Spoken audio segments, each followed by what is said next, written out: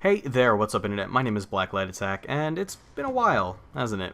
One of these little post-commentaries on Call of Duty footage. Some of you probably don't realize that this is how I got my start, was post-commentaries over COD footage. I was legitimately one of those dime a dozen Xbox Call of Duty commentators, right when Black Ops 1 was the thing, which is actually not that long ago. It feels like so long ago, but I guess not so much. It's a little refreshing to go back to this whole thing. I'm not quite used to it, but I've been doing a lot of live commentary recently. And I actually wanted to make this a TF2 commentary, but it wasn't really in the cards, considering what time it is right now. This first game here, I'm using the akimbo pistols because I was farming headshot camos. And if you are having a hard time getting headshots with the pistols, I highly recommend akimbo mode. Makes it pretty easy. And I think I cut out my first death. My first encounter at all was a death, because I rounded the corner straight into a guy with a shotgun, which is never a good thing, never good for your health. And I think I only died twice in this game. And the second time, I was in the middle of using that anus of a kill streak, the Dragon Fire. I just prestige, so I still had the Dragon Fire on. It's probably the worst kill streak in the game, I think. But it's fun to use, I guess. It has a little bit of a certain kind of charm to it. But I wanted to make this a TF2 commentary, but COD is much more convenient because it actually saves games in the cloud in replay automatically for you. You gotta hand it to the theater mode. The animation is still very janky and a bit stuttery and doesn't quite line up, especially if you had been playing on a 3-bar during the actual game. But you know, it serves its purposes all right, and I gotta admit that I'm pretty grateful for being able to just reach into the cloud and grab these good games that I knew were sitting around waiting in the wings. That's pretty nice, you know, because I don't like to record while I'm playing this game, because I don't play this game to make videos out of it. I play it right now. I'm just playing it for the camos. That's really what's keeping me playing right now. I'm kind of interested in the new gun and whatnot. It's not coming out until February for us. That sucks. But I was thinking about picking up some TF2, but you know, TF2 is much more difficult for me to get gameplays for because it's not as easy a game. Generally, the skill is much higher, and I've only been playing it intermittently, like really only during live streams. I've been playing it. I haven't really been sitting down and doing long ass play sessions with it like I used to. I'm starting to get that bug again though. I'm starting to feel the twitch to play some TF2, so you know, it might be in store. I'll try to get you guys some. I know you guys like TF2 gameplay. Really, the thing is I could get some, but it's not only is it harder, I don't think I have the time right now because I don't have any footage sitting around. So I would actually have to go and record it tonight, and I want to have this for you guys today. And I ended up just not having time to do it tonight because I can't pull myself away from Soul Eater.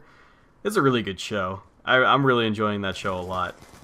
For those of you who don't know what Soul Eater is, it's an anime. I'm not, I said this before, I'm not what I would call an anime fan, but if an anime is good, it's not going to stop me from watching it, if that makes sense. I don't go out of my way to look for animes to watch, but I'd just been in the mood for something, for an animu, and somebody recommended Soul Eater, and I'd heard something good about it before as well, so, you know, I have to have, like, a recommendation in order to watch an anime.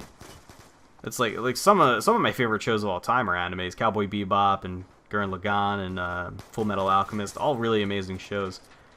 And Soul Eater's up there. I'm really enjoying it so far. I'm about 20, 22, 24, something around that episodes in, and it's definitely very compelling at this point. It's really got the whole, you know, one more episode kind of thing.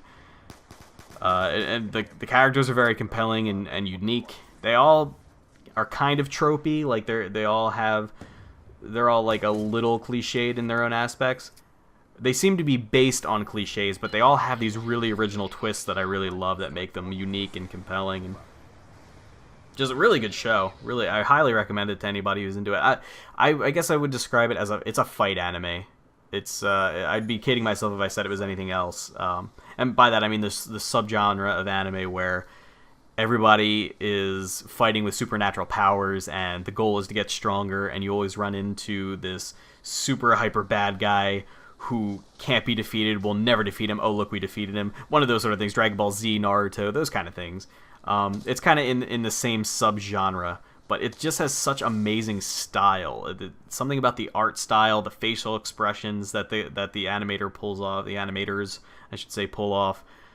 It's really good, and it's got a really unique premise. At least I haven't heard anything like this. It's basically about this basically death years ago. The Grim Reaper, Death Incarnate.